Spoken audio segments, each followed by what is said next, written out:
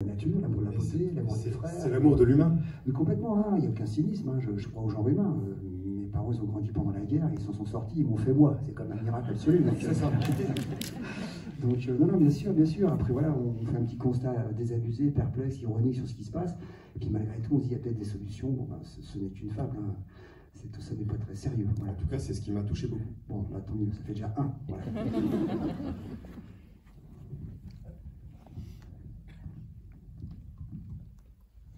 Une petite question en fait sur justement la promotion qui va être faite au niveau du film, ça va être votre rapport par rapport aux médias, parce qu'il y a une charge quand même contre les médias. J'ai toujours été discret dans les médias, donc je vais faire le strict nécessaire et pas plus. Hein. Je fais un film tous les 3 ans, donc je peux pas dire que je vous saoule. Hein, donc, non mais c'est vrai, c'est pour ça. Donc moi, on me propose des choses, je dis bah non, ça m'intéresse pas trop, etc. Donc j'ai 2-3 émissions, voilà. Puis il y a aussi Cécile et Nicolas, j'espère qu'ils m'ont fait un coup de main. Et le seul truc que j'insiste un peu trivialement, c'est que partout où je vais, de montrer la bande-annonce, parce que c'est quand même la meilleure façon de parler du film.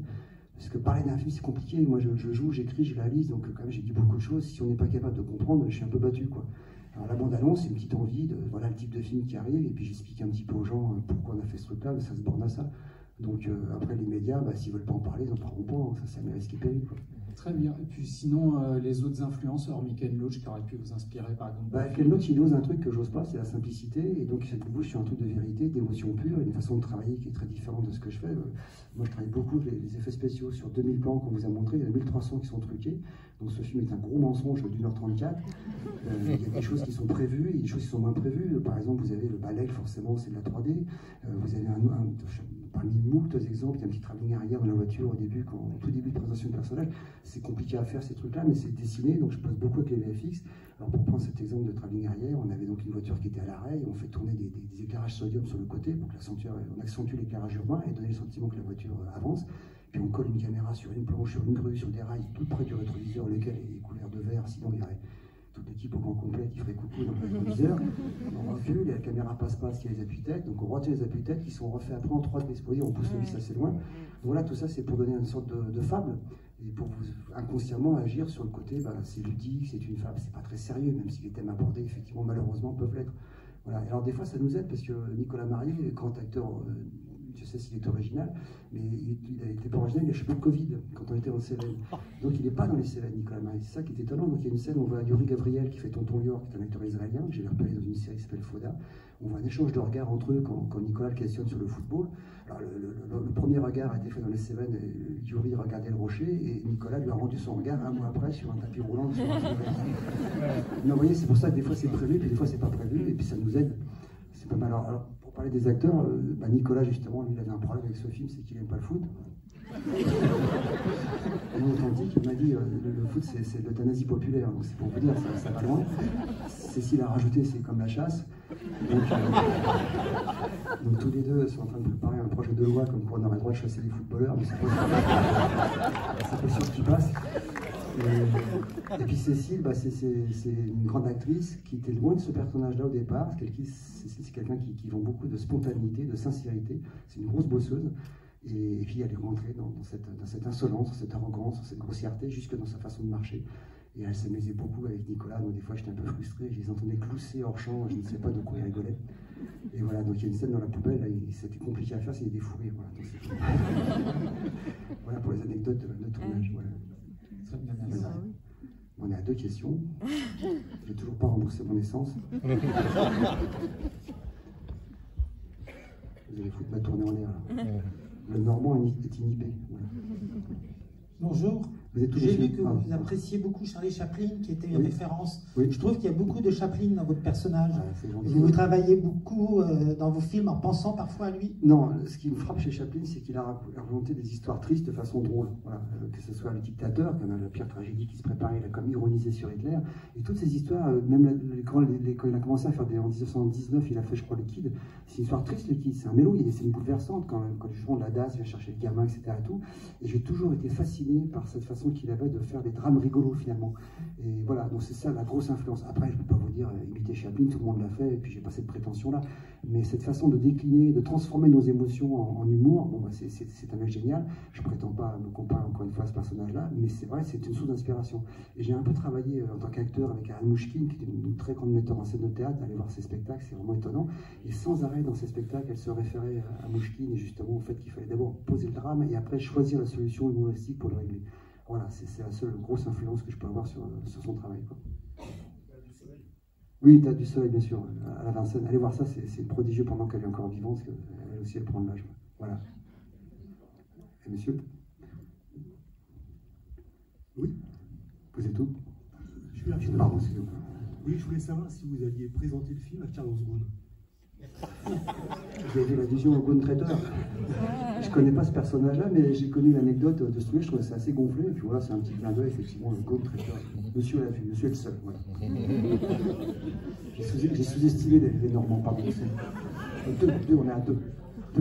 Bonsoir, monsieur Dupontel. J'ai beaucoup apprécié votre film. J'ai 3 questions en une, finalement. Est-ce que vous avez déjà joué systématiquement dans tous vos films? J'aimerais bien arrêter, mais ça pourquoi? Et est-ce que vous allez continuer? J'aimerais bien arrêter, comme je l'ai dit, dans le prochain, j'espère vraiment n'ouvrir qu'une porte.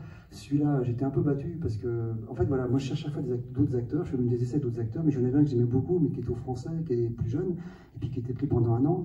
Après, j'en ai vu un autre qui était intéressant, mais qui était moins connu. Et puis après, j'ai eu les stars du Cinoche qui, gentiment, m'ont dit j'aimerais bien faire des essais pour ton film, mais je sais très bien qu'ils étaient pris, parce que moi j'aime bien avoir du temps avant pour répéter. Tout ça qu'a fait au bout d'un moment, finalement, le mec le plus pratique et le plus disponible et le moins cher, c'est moi. Voilà. Du coup, je rigole. Et alors, le fait de jouer avec les acteurs, enfin, le fait de jouer, c'est fatigant. Le poil à poil, si vous voulez, c'est 1h30 à chaque fois. Quand je faisais le jumeau, c'était vraiment une tannée. Mais le fait de jouer avec les acteurs me rapproche beaucoup des acteurs. Indiscutablement, je suis avec eux, je bafouille, je transpire, ça crée une complicité, on répète ensemble. De ce côté-là, c'est bien. Et j'aimerais bien le prochain arrêter à ça. Mais il y a des fois, j'ai été obligé.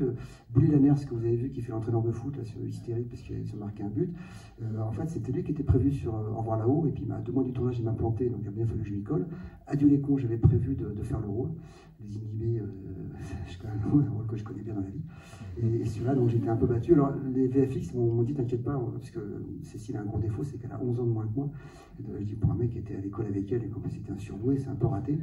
Et elle m'a dit, t'inquiète pas, on va t'arranger le coup. Et donc, ils m'ont un peu rajeuni. Alors, si vous n'avez rien vu, c'est que vous êtes poli, vous faites Miro. Mais c'est vrai que mon entourage m'a dit, fais gaffe, ça se voit un peu quand même. Il y a des rides qui ont disparu mystérieusement. Voilà. Je m'arrange un peu le coup.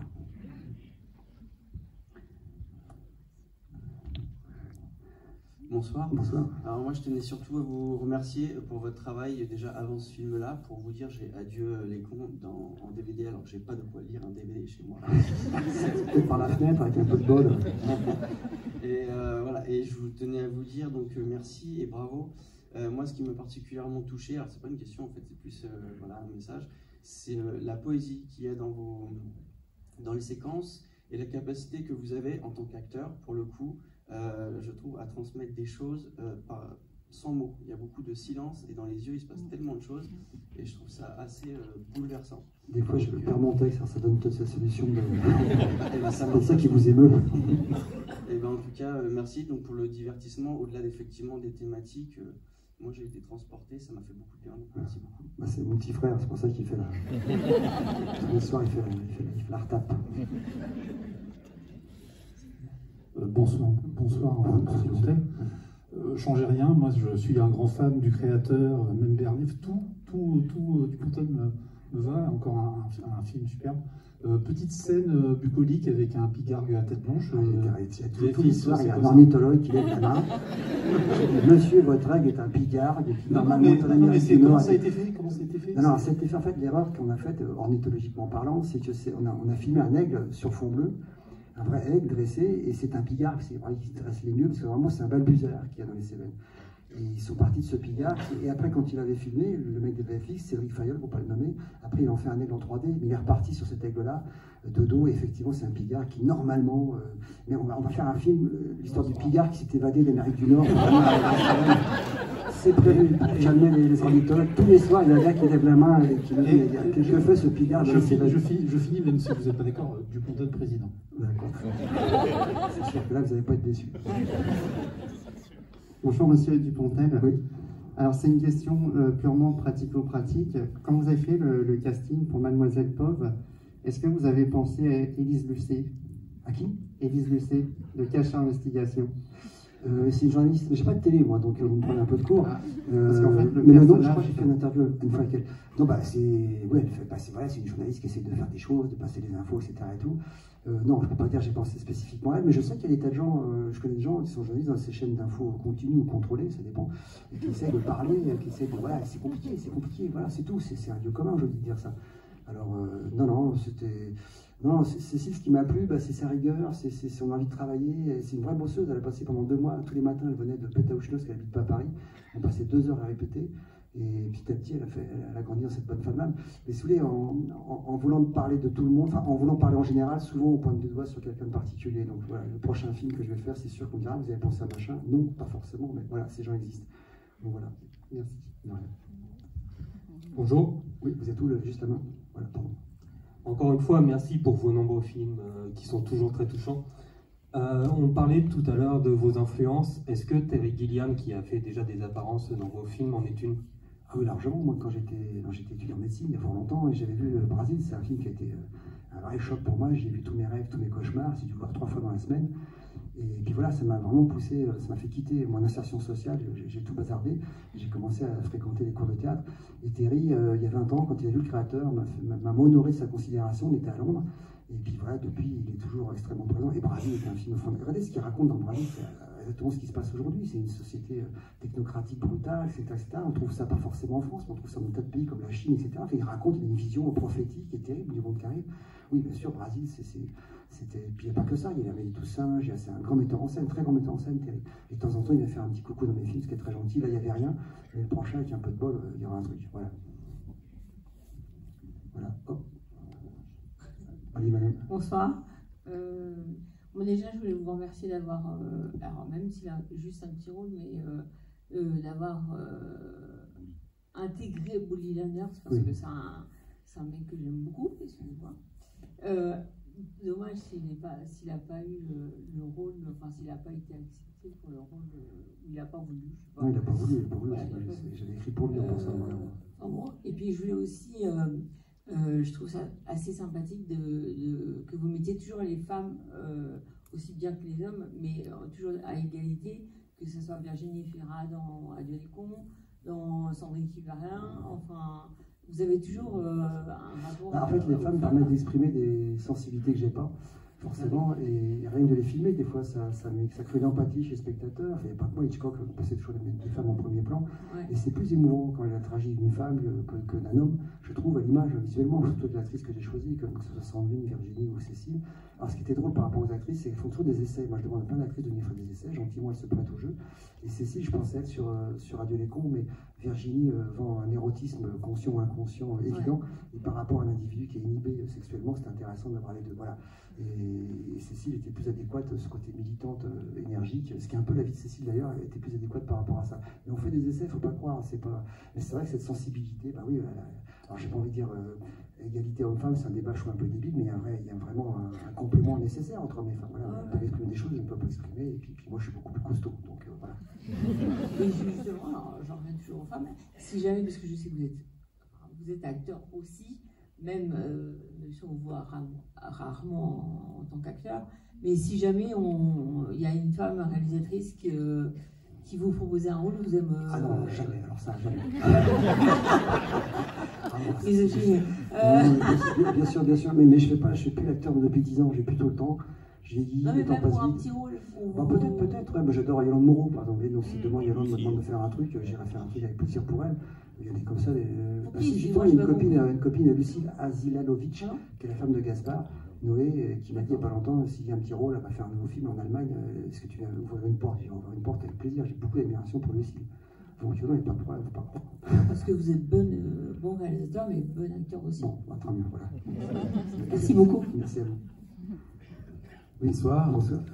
J'aimerais savoir si les questionnaires qui ont été remplis lorsque vous avez présenté votre maquette de film il y a plusieurs mois vous ont été utiles. Énormément. On a fait 17 villes comme ça, dont effectivement Évreux, on faisait des tests, peut-être que vous y étiez. Donc vous avez peut-être vu des différences entre ce que vous avez vu et maintenant, ça a beaucoup changé. Notre but en faisant ce genre de projection, c'est chercher au niveau du rythme et de la compréhension. C'est un film qui a un gros défaut, c'est qu'il est très gourmand. Il a fallu à un moment donné faire des choix sur qu'est-ce qu'on donne comme info, qu'est-ce qu'on donne pas. Donc on a passé un temps fou, on a fait 17 villes, et le film au départ faisait 1h50, maintenant il fait 1h33.